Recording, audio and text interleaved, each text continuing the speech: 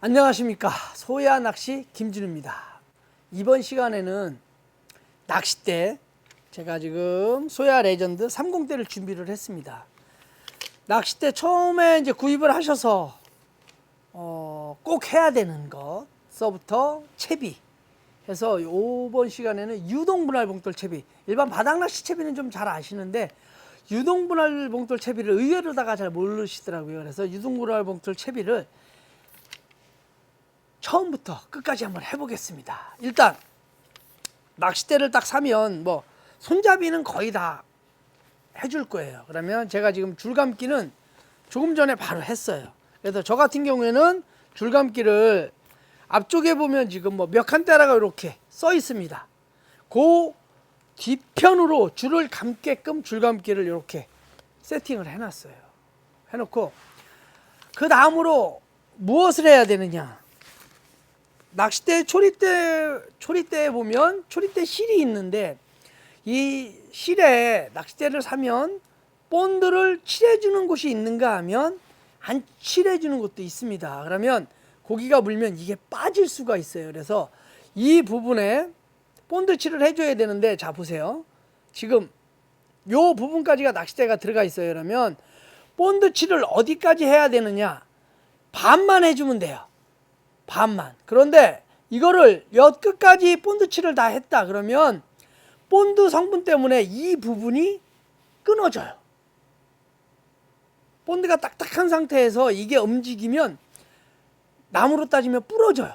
이 부분이 약해져요. 그래서 본드를 다 바르는 것이 아니고 반만 바르겠습니다. 근데 요 반을 바를 때도 본드를 여기다 이렇게 바르면 바르기가 좀 힘들어요. 그래서 제가 쉽게 바르는 법. 자, 본드를 일단 여기다가 살짝 본드를 떨어뜨리는 거예요. 그렇게 하고 여기다가 그 본드 위에다가 1번 대를 이렇게 싹 돌리는 거예요. 그러면 내가 원하는 만큼 자, 본드 칠을 딱 할 수가 있습니다.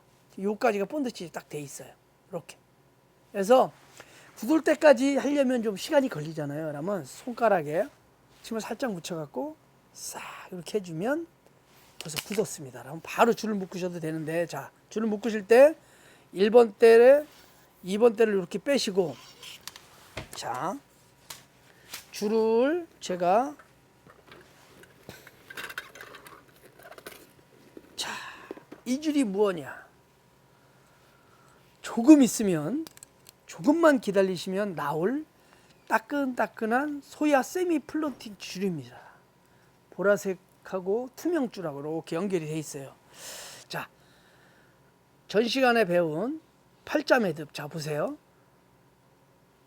자, 이 상태에서 일반적으로 매듭은 1, 2 들어갑니다. 그런데 반 바퀴를 더 가서 여기서 들어가는 거예요. 그러면 자 보세요.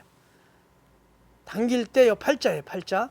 그냥 남기시면 그 줄이 묶이면서 열이 발생해서 줄에 파손이 될 수가 있어요. 그래서 자, 탁 놓고 잡아 달려줍니다. 이렇게. 그 다음에 요 부분을, 나머지 부분을 과감하게 잘라주는데 너무 바짝 자르면 클릴 수가 있어요. 그래서 한 2mm 정도만 남겨놓고 여기서 이렇게 딱 잘라주는 거예요. 너무 또 길게 자르면 지저분하잖아요. 그래서 자, 이렇게 잘라줬어요. 그 다음에 요거를 제가 전 시간에 설명을 드렸는데 요 구멍 안으로 빼는 거예요. 예전에, 자, 다시 한번 또 설명을 드리겠습니다. 토끼, 겨울철에 토끼 잡을 때 이렇게 놓죠. 그래서 머리에 걸리면 이렇게 오므라드는 이 형식이에요. 자, 그러면 요거를 잡고, 자, 줄대실을 요 구멍에 넣고 얘를 잡아서 다시 한 바퀴 더 넣는 거예요. 넣고 줄대실을 여기서 이렇게 잡아요. 잡고 얘를 잡아 달리면, 자 보세요. 잡아 달리면 달릴수록 여기에 딱 묶여요. 힘을 쓰면 쓸수록. 그러면 깔끔해야 되니까 이게 너무 지저분하잖아요.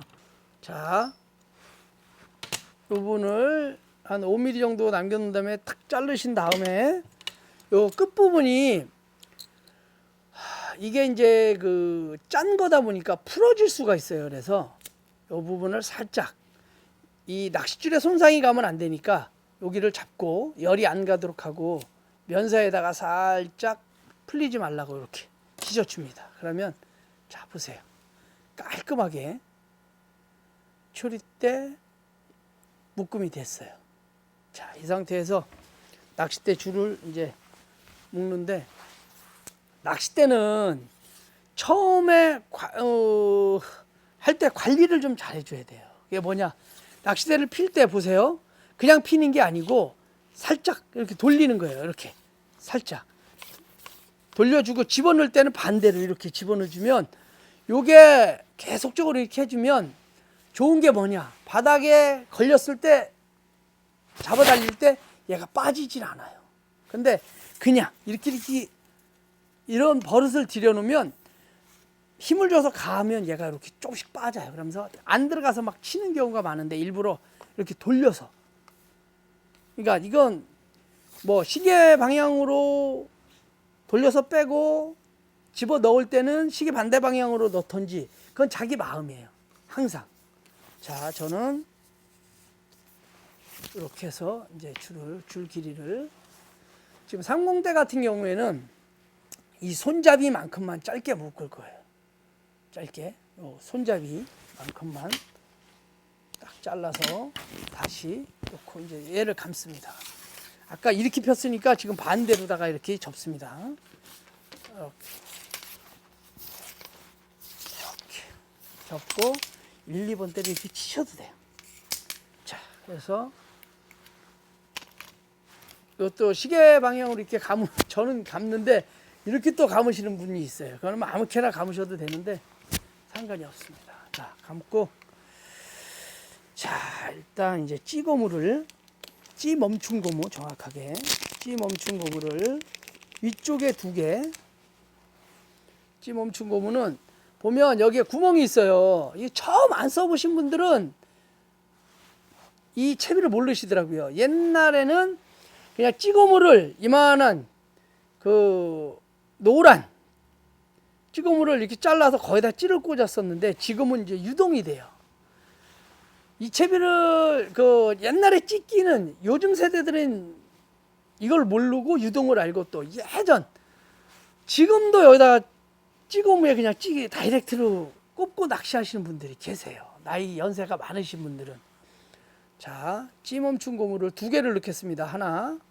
근데 이거를 넣을 때 가장 중요한 게, 여기에 물기가 없는 상태에서 찌멈춘 고무를 강제로 집어넣으면 줄에 손상이 가요. 그래서 저 같은 경우에는 침도 안 바르고, 무엇을 바르느냐, 저 같은 경우에는 뭐 저희 방송을 좀 많이 보신 분들은 알 거예요. 이 얼굴 기름을 발라요.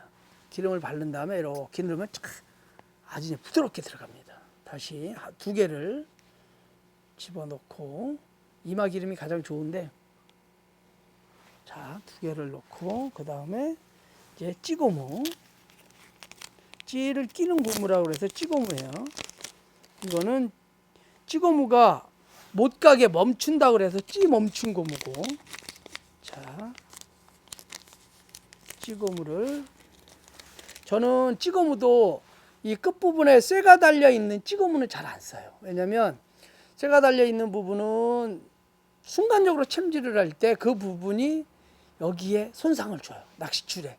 또 분량도 많고, 오히려 이 플라스틱 재질로 된 찌고무가 더 잘 움직이고 또 무게도 없고, 그래서 더 좋은 것 같아서 저는 플라스틱으로 된 찌고무만 쓰고 있습니다.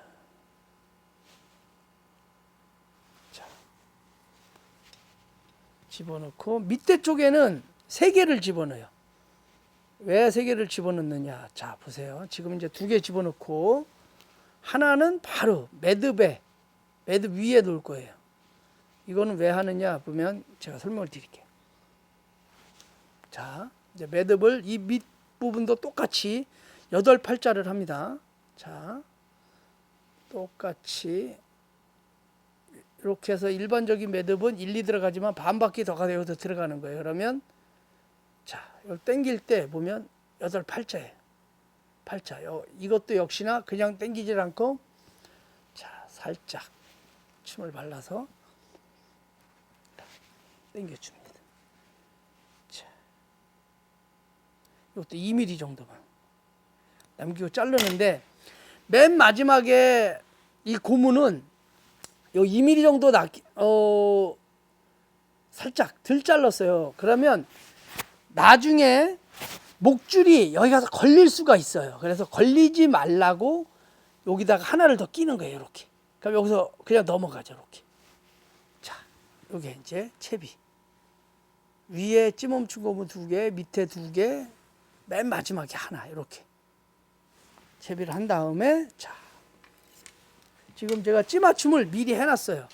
물망초 2호인데, 케미는 제가 쓰는 체인지 케미 4.1g이에요. 그거에 맞게 이만큼을 지금 찌맞춤을 해놨어요. 케미를 달고 이만큼을 해놨어요.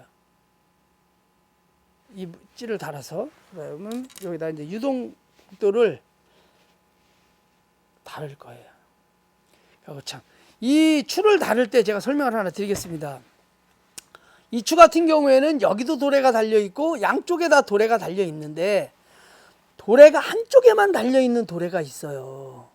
그러면 바늘을 어쪽에다 묶어야 되느냐고 참 많이 문의가 와요. 근데 이 도래는 왜 달아놨느냐, 이 모든 바늘이 보면 거의 90%가 바늘이 이게 똑바로 흰 게 아니고 이게 약간 이렇게 삐뚤렸어요. 왜? 입안에 붕어가 먹었을 때 챔질을 탁 하면 바늘이 그냥 나오는 게 아니고 바늘이 물에서 이렇게 살짝 돌게 돼 있어요.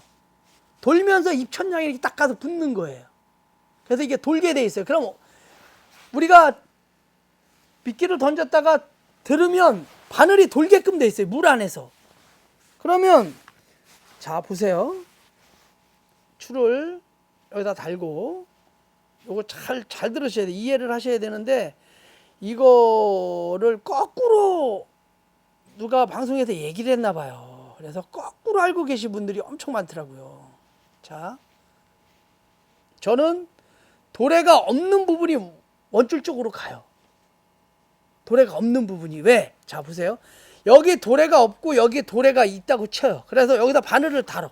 바늘이 회수를 할 때 바늘이 돌면 여기서 도래가 돌아줘야 되는데, 여기에 도래가 없고 여기에 도래가 있다고 치면 바늘이 돌아서 이 무거운 추를 돌려야 되는데, 이 무거운 추는 안 돌아간다는 얘기죠. 이 무거운 추가 안 돌고 오히려 이 전체가 돌아요. 그러니까 줄이 꼬이는 수가 생겨요. 도래가 없는 쪽이 원줄로 가고 바늘을 다는 쪽이 도래가 있어야 돼요. 바늘이 돌 때 무게감 없이 여기가 돌아줘야 돼요. 무슨 말씀인지 이해하셨죠? 바늘은 똑바르질 않아요. 약간 삐뚤어서 물에서 회수를 할 때 얘가 돌게끔 돼 있어요. 돌게. 그러면 추 전에 도래가 있어야지만 여기서 같이 돌려요. 무게감을 안 느껴서. 근데 여기가 없고 여기에 있으면 이 무거운 추가 안 돈다는 얘기죠. 이게 돌 수가 없어요. 물 안에서. 그래서 도래가 있는 쪽이 항상 바늘, 목줄이 가야 돼요. 목줄이. 이 상태에서, 자, 네, 제가 쓰고 있는 이 추처럼 텅스텐이에요. 텅스텐. 저는 추를 이걸 쓰는데, 이 추처럼 양쪽에 도래가 달려있는 추는 아무 쪽에나 써도 상관이 없습니다. 상관이 없는 이런 추 쓰면 좋겠죠. 자, 바늘. 자, 역시 바늘 유동분할 추를 달겠습니다. 자, 이 찌맞춤이 잘 됐나 안 됐나는 제가 찌맞춤 할 때도 설명을 드렸는데, 자, 이렇게 돼 있어요. 바닥에 이렇게 돼 있어요. 바닥에 이렇게 채비가 돼 있는데, 자, 이 봉돌을 올렸을 때 찌가 몸통까지 올라오기 전까지 본봉돌하고 유동분할 봉돌하고 요 사이에 합사가 이렇게 휘면 안 돼요. 이렇게 휘면 그냥 쭉 일자로 올라와야 돼요. 찌 몸통까지 올라올 때까지 계속 이렇게 올라와야 돼. 이게 이렇게 휘면 찌맞춤을 잘못하신 거예요. 그래서 내가 찌맞춤을 잘했나 못했나는 수저통에서 테스트를 해보시면 돼요. 이 상태에서 찌가 쭉 해서 올렸을 때 찌 몸통까지 올라올 때까지 요 중간에 요 합사가 이게 이렇게 휘면 안 돼요. 쉬지 말고 쭉 올라와야 돼요. 일자로. 이거를 잘 됐나 안 됐나는 한번 수주통에서 한번 테스트를 해보시면 알 수 있습니다. 자, 이 상태에서 저 같은 경우에는 그냥 찌를 빼서 찌통 안에다가 보관도 하시는 분들이 계신데, 저 같은 경우에는 그냥 꽂아서 하는데, 자, 이 위에 찌고무는 자 보세요. 이 위에 찌고무는 수심을 측정할 때 쓰죠. 이건 뭐 다 아실 거예요. 쓰지만 이 밑에 찌고무는, 자, 지금 저 같은 경우는 거의 이렇게 써요. 뽕돌에서 이 케미가 요 사이에 왔다 갔다 하게끔, 던질 때 이 바늘이 여가서만 안 엉키게끔 요 정도 써요. 그러면 줄잠기도 편하고, 앞치기 할 때도 뽕돌하고 가까우면 가까울수록 부드럽게 날아가요. 그래서 만약에 이게 너무 이렇게 되면 뭐 많이 내려오면 이게 엉키는 경우가 많기 때문에 찌만 봉돌에 안 닿을 정도로 다 올려놓고 쓰시면 좋아요. 자, 보세요. 찌만 봉돌에 이렇게 이 정도, 찌만 봉돌에 안 닿을 정도로 이 정도 해놓고 쓰시면 좋아요. 앞치기 하기도 편하고 나중에 줄 잡기도 편하고, 밤에. 그래서 자, 줄을 싹 감으면 채비는 완벽하게 끝납니다. 여기서 다 끝나는 거냐? 한 가지가 더 있어요. 지금 낚시하시는 분들이 잘못 알고 있는 게 또 하나가 또 있어요. 제가 이제 여기서 많이 하다 보니까, 자, 여기다가 바늘 이렇게 걸어줘요. 이렇게 되면 채비가 끝났는데, 이 채비를 낚싯대 케이스에 넣는데, 보통 케이스들이 이게 왜 만들어 놨느냐, 여기 망사를 이 안에 있는 습기가 일리 빠져나가라고 만들어 놓은 거예요. 근데 낚싯대를, 자, 정상적으로 이렇게 집어넣으면 물기가 있더라도 말라서 위로 빠져나가는데, 이거를 이렇게 거꾸로 넣는 분들이 있어요. 그러면 자, 잘 보세요. 이 낚싯대 안에 철수를 할 때 수분이 조금 남아 있어요. 이게 마르면서 위로 올라서 빠져나가야 되는데, 이 부분에 모여 있어요, 수분이. 이걸 왜 만들어 놨어요? 이거를 빠져나가질 못해요. 그러면 낚싯대에 기포 생기고 안 좋은 거예요. 그러면 뒷마개를 열어보면 여기에 축축해요. 그런데 수분이 조금 있어도 낚싯대를 이렇게 한번 집에서 어느 정도 수분이 있는 낚싯대를 이렇게 세워놓으면, 장시간 세워놓으면 자동으로 말라서 위로 날아가요. 그걸 거꾸로 놓으면 못 날아간다는 거죠. 근데 이거를 잘못 알고 있는 분들이 좀 계시더라고요. 그래서 낚싯대 집어넣을 때는 정상적으로 이렇게 집어넣으시면, 이게 정말 수분 빠지라고 만들어 놓은 거예요, 이게. 이것도 아이디어예요, 아이디어. 그래서 어떤 회사 거를 보면 앞뒤 쪽으로 다 이걸 다 만들어 놨더라고요. 다. 왜? 이렇게 놨을 때 잘 빠지라고.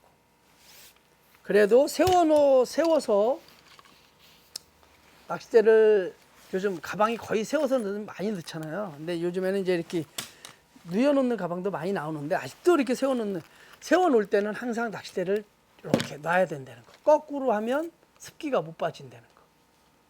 네?